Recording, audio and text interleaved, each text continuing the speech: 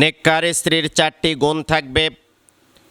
যারা নেককার স্ত্রী বলে দাবি করবে, নেককার স্ত্রী হবে, তাদের অবশ্যই এ 4টি গুণে গুণান্বিত হবে। 1 নম্বরে স্বামীর আনন্দ দেয়, সব সময়ের জন্য স্বামীকে আনন্দিত রাখে, কোনো বিষয়ে ফেরা দেয় না, কোনো বিষয়ে তাকে কষ্ট দেয় না, সব সময়ের জন্য হাসি মুখে থাকে, হাসি খুশি অবস্থায় থাকে।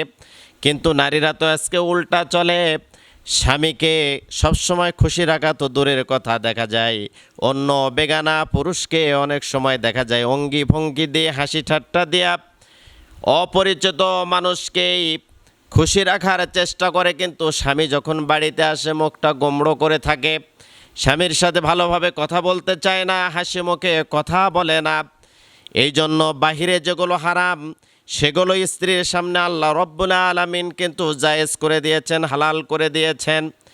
এই জন্য সব সময়ের জন্য পরিপাটি থাকবেন, খুশি থাকবেন, আনন্দিত থাকবেন, হাসি খুশি থাকবেন। মুখটা গোমড়ো করে থাকা এটা নবী করিম সাল্লাল্লাহু আলাইহি সাল্লাম নিষেধ করেছেন। তাহলে নেককার স্ত্রীর যতগুলো গুণ, এই 4টি গুণের ভিতরে সবচাইতে গুরুত্বপূর্ণ গুণ হলো স্বামীর সামনে সব সময়ের জন্য আপনি খুশি থাকতে হবে, হাসি খুশি থাকতে হবে। নেককার স্ত্রীর, পরহেজগার স্ত্রীর 2 নম্বর যে গুণটা হলো সেটা স্বামীর আদেশ পালন করা, স্বামীর কথা মতো চলা। স্বামী যেটা নিষেধ করবে সেই কথাটাকে আপনি ছেড়ে দেওয়া, স্বামী যেটাকে আদেশ করবে সেই কথাটাকে মেনে চলা, স্বামী যেটাকে নিষেধ করবে সেটা ছেড়ে দেওয়া, এটার মধ্যেই কল্যাণ আছে। নেককার স্ত্রী সব সময়ের জন্যে স্বামী যেখানে নিষেধ করবে সেখানে যাবে না।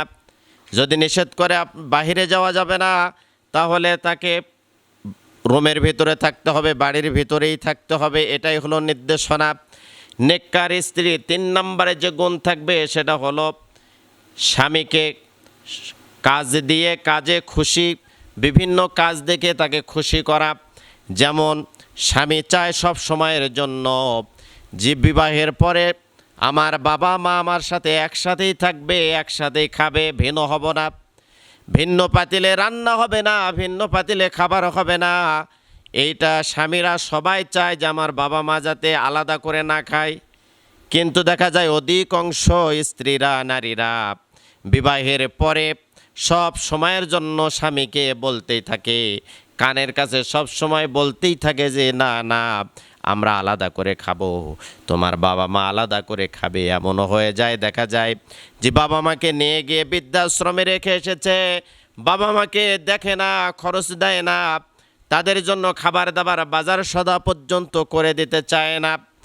আবার উল্টা দেখা যায় যদি নিজের বউ বা নিজের স্ত্রীর, তার বাবা মাকে যদি ভালো রাখা যায়, ভালো খাবার দাবার দেওয়া যায়, বাজার সদা করে দেওয়া যায়, তাহলে স্ত্রী খুবই খুশি হয়ে যায়। কিন্তু উল্টা স্বামীর বাবা মাকে কিন্তু দেখতে পারে না। এই জন্য সব সময়ের জন্য স্বামীর মনটা বড্ড খারাপ হয়ে থাকে। নেককার একজন স্ত্রী সব সময় চাইবে শাশুড় শ্বশুরীকে নিয়ে সব সময়ের জন্য একই পাতিলে রান্না করে খাওয়া। নেককার স্ত্রী 4 নম্বর গুণ হলো তিরমিজি শরীফের বর্ণনা, স্বামীর যতটুকু ইনকাম আছে ওই ইনকামের ভিতরে তাকে খুশি থাকতে হবে। স্বামীর ইনকাম হলো 5,000, 10,000, 15,000 টাকা, কিন্তু দেখা যায় যে একজন স্ত্রী দামি জুতা, দামি শাড়ি, দামি পোশাক কিনতে গিয়া দেখা যায় মাস শেষে দেখা যায় যে আরও 5,000, 10,000 টাকা ঋণ পড়ে যায়। এই জন্য ডিপ্রেশনের মধ্যে থাকে।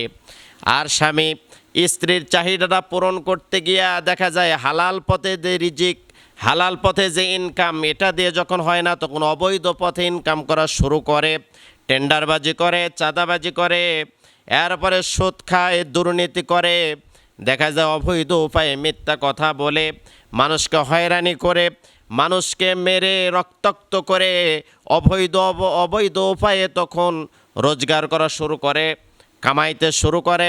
টাকা পয়সা যেখান থেকে হোক, হালাল হলো না হারাম হলো সেটা দেখার আর টাইম নাই। স্ত্রীকে খুশি রাখার জন্য কষ্টের পর কষ্ট করে যায় এবং বিভিন্ন হারাম পন্থা অবলম্বন করে। এক সময় দেখা যায় স্ত্রীর এই ঝামেলায় পড়ে, ডিপ্রেশনে পড়ে, নেশার মধ্যে জড়িয়ে যায়। আস্তে আস্তে করে দেখা যায় হঠাৎ করে স্ট্রোক করে মারা যায়।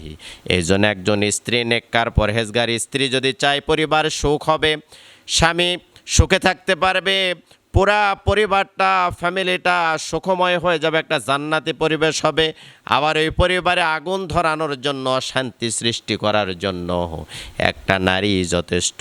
এই জন্যে মা বোনদেরকে বলবো, এই 4টা গুণ যদি অর্জন করতে পারেন, নবী করিম সাল্লাল্লাহু আলাইহি সাল্লাম বলেছেন এই 4 গুণের অধিকারী যেই নারীরা হবে তারাই হলো নেককার।